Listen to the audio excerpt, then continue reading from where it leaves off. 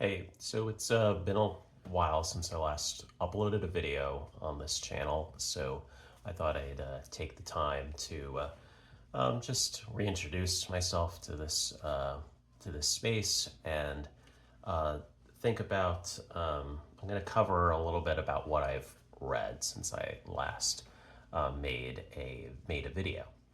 I It's been last I think I made a video was probably around November of last year, so that's a lot of ground to cover. Thankfully, I am a very slow reader, so in a lot of ways, I think that it won't be a lot too many books to cover. I First, I'm going to start off with this book, Fight Club by Chuck Palahniuk. This was a gift of my gift I was given around my birthday in September, and I really was surprised by this book. I don't typically read books that are very popular. It's an extremely popular novel. Most people know about the film. And I think that in a lot of ways it's unfortunate that it's a really popular film, but less of a popular novel. I think that it's interesting that the film came out so soon after the book came out, and because in a lot of ways, and then it came out, and then it became this huge success. The movie, I believe, came out in '99, and it for multiple generations, people have seen the film. But and maybe a lot of people have read the book, and I hope so, because I actually think that this book doesn't get necessarily the literary praise that I think that it deserves, as a work of late 20th century literature. I'm struck by the speed of his sentences. There's an urgency and drama in every single sentence that he puts down, very rhythmic. He seems to know how I feel like when I'm reading him that he's uh, writing down sentences, but also I could feel the editing in the writing. I could feel that, he's probably looked at this sentence, every single sentence he put down, and scrutinized words that he put down and erased. There's a minimalism in his sentence structure that creates this um, intensity that feels I cannot compare it to another work. If someone can recommend another writer that you think Chuck Palahniuk sounds like, please recommend him to me, because I felt like there was something very original about the way he wrote. It felt a little bit like the kind of interest in American masculinity.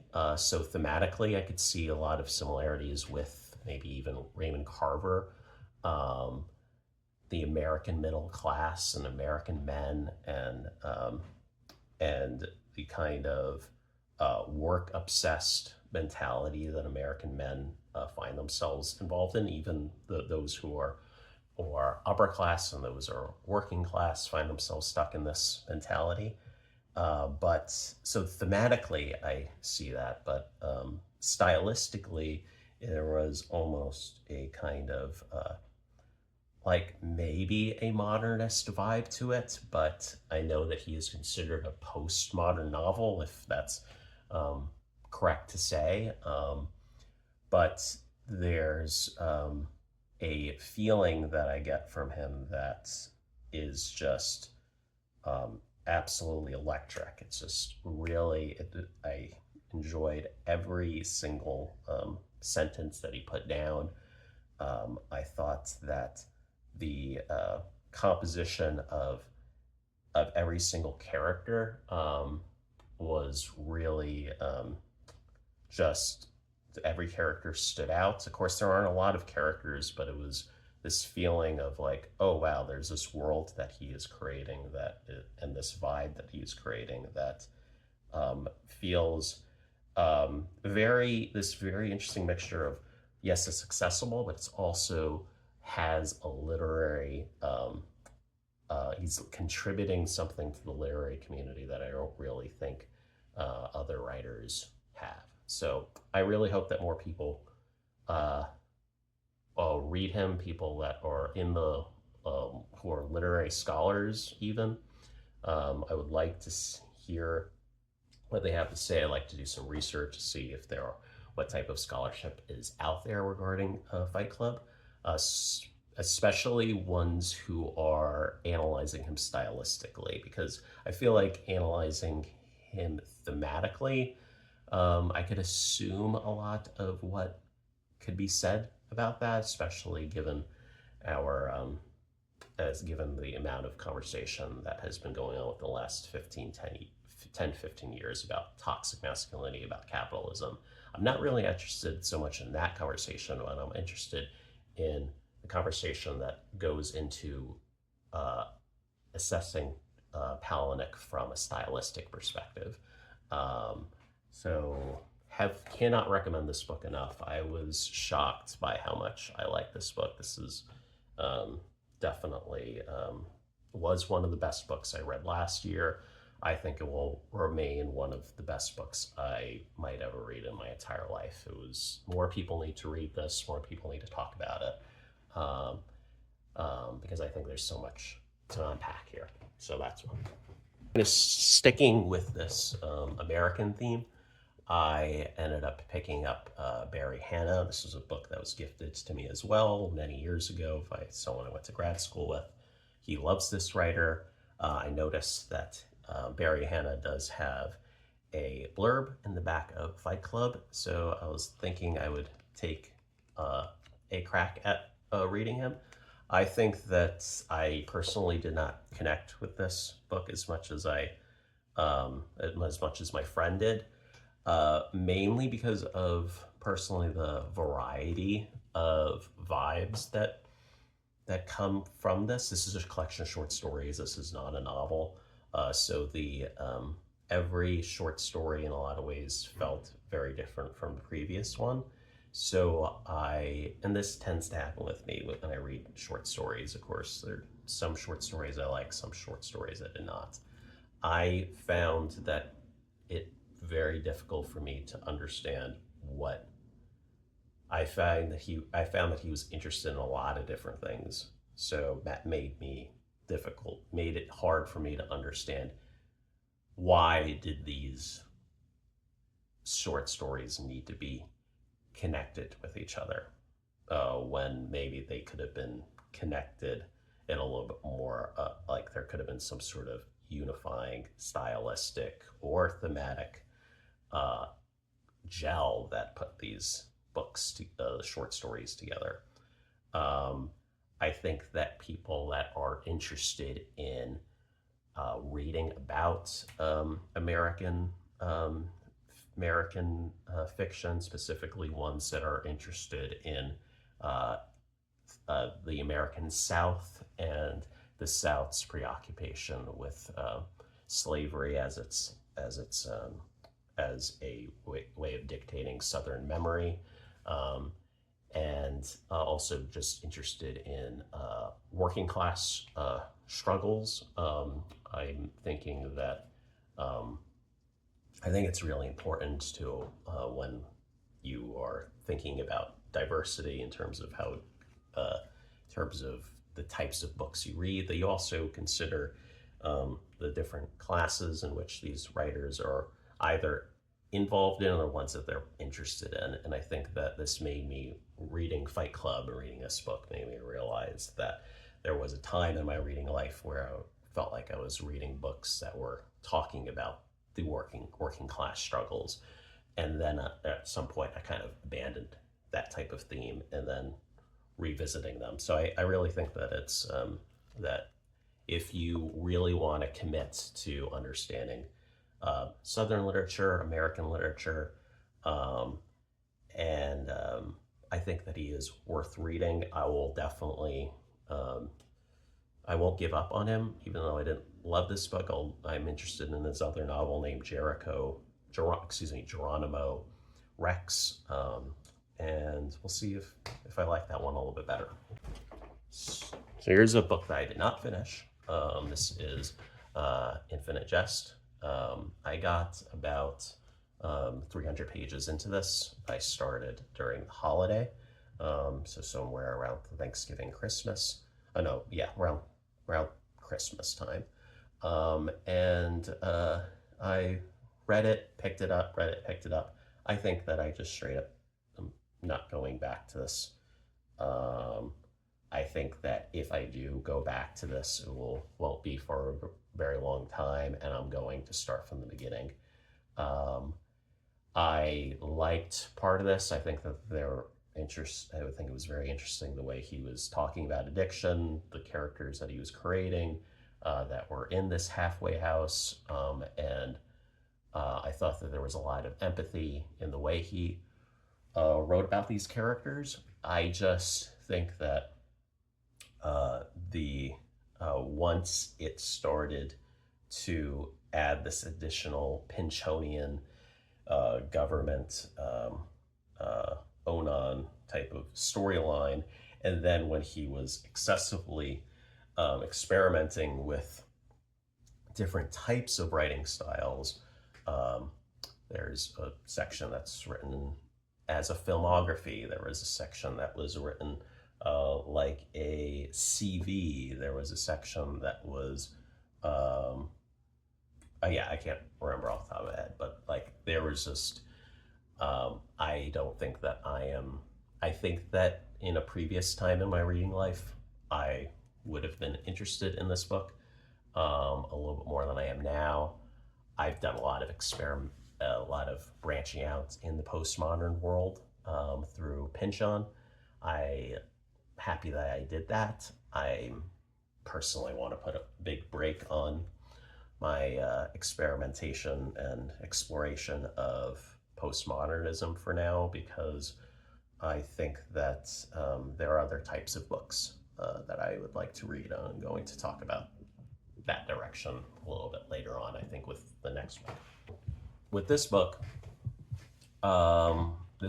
really changed what I wanted to talk about, what I wanted to read, rather. This is Last Words on Earth. This is by Javier Serena. This was published by Open Letter.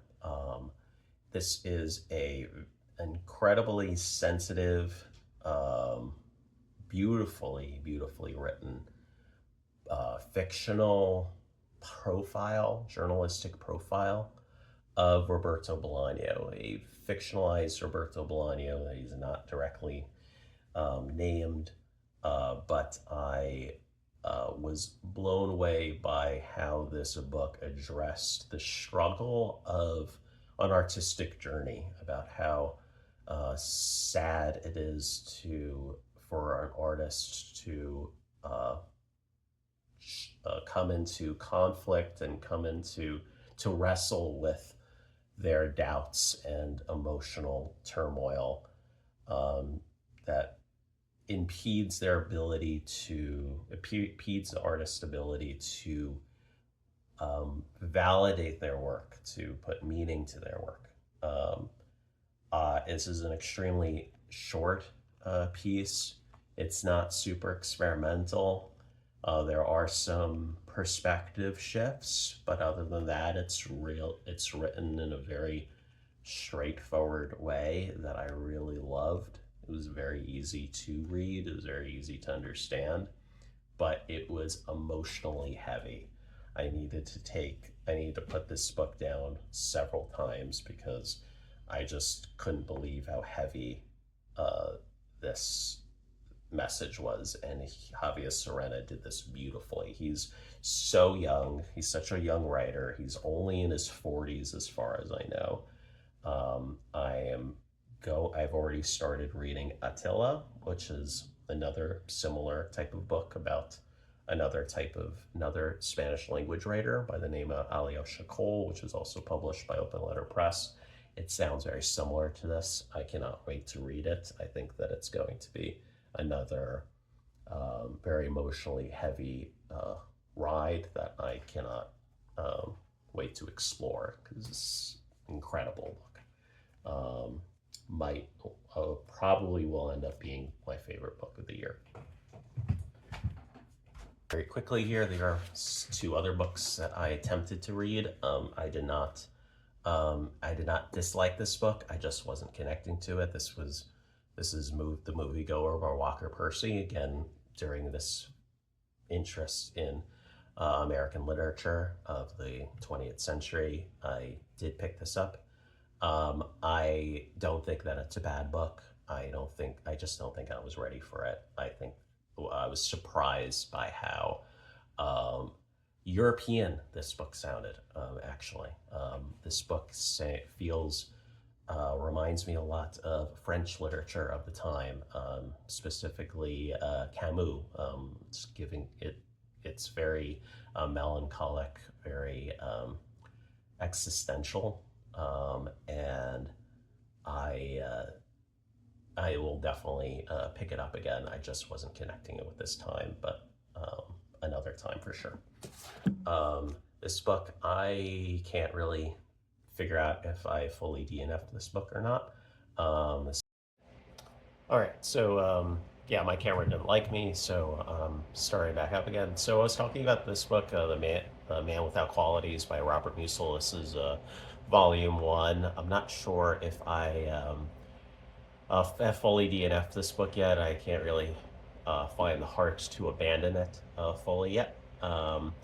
I did find this book to be, I think I said in a previous video that I found this book to be really sound way different than I expected it to feel. I thought it was more in alignment with like Karl Ove Knausgaard's My Struggle, or A Remembrance of Things Past by Marcel Proust, where it was going to be a little bit more about a older person reflecting on their childhood memories. But I was wrong. This book is way more political than I expected it to be. It is about a kind of a political organization, an Austrian political organization, kind of a representation of intelligentsia mixed with this kind of the intelligentsia kind of like nurturing some nationalistic ideas, not directly like anti-Semitic ideas, but maybe implied anti-Semitic ideology, but mostly about mostly in this guise of like nationalism, and I found the writing to be kind of strangely stiff and kind of more about it's called the novel of ideas, and that's a concept that I don't know if I quite understand yet. I do think that it's a book that is drawing me in. Don't feel like I feel bad that I'm not focusing on it more. So I think that's ultimately a good thing. I think that I will go back to it, but I do need to read it slower, with more patience, and accept it for what it is, because it is a very it's a book that I can't really compare it to. There is a stiffness to the writing that is hard for me to figure out, because it doesn't feel It's like this weird mixture of like, oh, do I like this writing style, or do I find it to be dull and boring? I think that it's somewhere in between as right now. I think that there's a matter of fact nature to the way he writes that sounds very, maybe a little bit more like a documentary. Um, and I think that it's I because of the fact that this idea of a novel of things, a novel of ideas, is very foreign to me. I would need to um, go into this with a little bit more of an awareness that this is foreign to me. I went into this thinking that uh, expecting one thing, thinking that I've read books like this before, and realizing pretty quickly that I have not read a book like this before. So I need to read it slower. I need to read it a little bit with a little bit more acceptance about where it's coming from, and it's and I think that I will ultimately find a lot of things about this that I will like. This is an historical time period that I've been interested in for 3 years now. I've read history books about this. I've read a lot of Austrian literature. I read uh, stuff like The World of Yesterday, which is here, right here, which is a great collection of essays uh,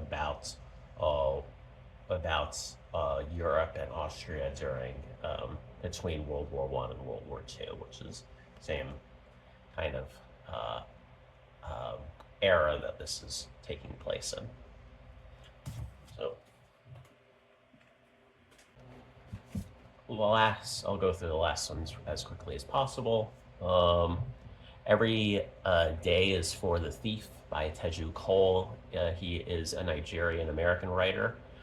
This is a travel log, a work of fiction, but it reads as if it's a travel log of a Nigerian American going back to Nigeria and kind of coming into conflict with his kind of dual identity. It is not written in a very serious way. And what I mean by that, it's not written in a way that it is definitely addressing a kind of heavy topic related to immigrants and identity and national identity, cultural identity, and how um, the westernization of non-Western immigrants impacts their personal relationships um, with people from natives of a homeland. Um, so that's a heavy topic, but it is written in a book in a way that is both pretty simple. Each chapter is very short, so it's like you're reading a collection of vignettes, and there's a lot of humor in this book. I found myself laughing in multiple moments. He has a beautiful way of just um, communicating human interaction in a way that's lighthearted. And I love when a writer is able um, to not take themselves too seriously and really find the humor of living life, because I think there's a lot of love that comes out in this book. I feel like this book could have easily been very dark and depressing, but I feel like there's a lot of love that comes out of Teju Cole's writing, and I found that to be just a pleasure to read. I really like this book. I think this is for anyone interested in Seybold. This is going to be up your alley, but unlike Seybold, I think that he brings a sense of humor and a lighthearted quality to kind of Seyboldian travelogue type of fiction writing. Um, but yeah, anyone interested in travel writing, interested in Sebald, would like this very much. I cannot wait to read more of his. He's very charismatic.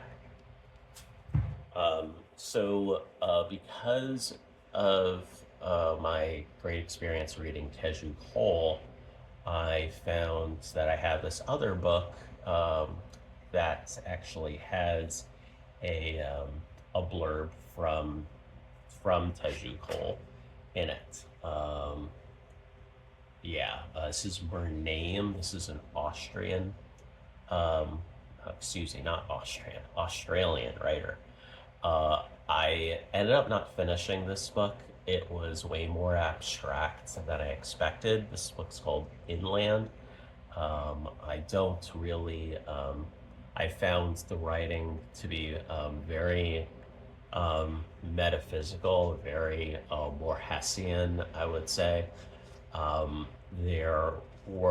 remember there was this one sentence that started with "I think," and then that opening of thinking allows for him to go on to another pronoun, where that pronoun he, I think he, it's something to the lines, the effects, I think he, and then there's an action that someone else is acting upon, that is performing the action.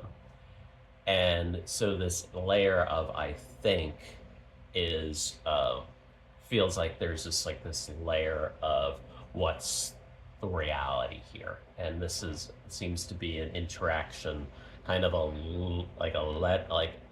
writer aware that they are writing and aware that their writing is going to be edited by another person. So it seems like it's going to be about the writing process and kind of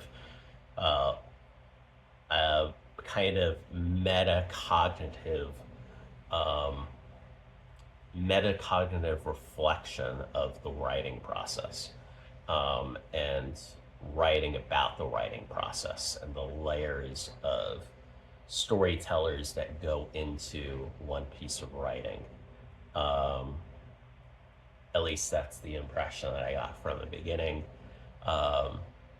I will pick this up at a different time. I'm still intrigued by it.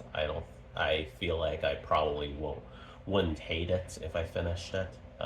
So I am way more willing to give it another shot, but not anytime too soon. There are other things that are calling to me. So this is the last book I finished, and the last book I'll be talking about today. This is Harry Crews. This is The Knockout Artist. I don't hear too many people talking about this book. I hear two people talk about his other work, A Childhood, which I believe is a memoir. Harry Crews is a Southern American writer from the mid-20th century. I believe that this was written in the 90s, if I'm not mistaken. He is a part of this whole Gritlit idea, kind of literary movement. So very accessible reading, very character driven.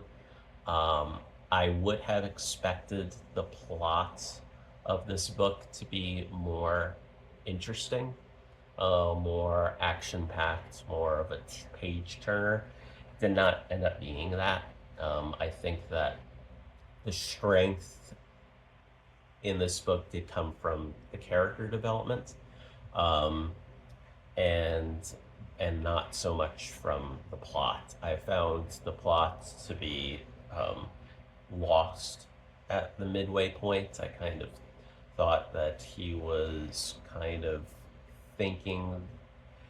trying to convince the reader that the plot was more urgent, more action-packed than it actually came across to me. I thought the characters were really shined. Reason why I picked this up and was so happy to excited to read it was that I would visit Barnes and Noble, pick this up. Out of curiosity, I picked this up a number of times and just read the first few pages. And I think that the first few pages are fantastic. I mean, that's a big part of like kind of genre literature, is that you hook the reader with the first few pages. And I think that it effectively did that. And for someone, for maybe a writer who wants to study character development, I think that this is a great book to read. I think that someone who wants to understand the layers of Southern literature should read this book. I just think that maybe be prepared to maybe be disappointed, or maybe you won't be disappointed. I have a friend who really liked this book, liked this whole book from beginning to end.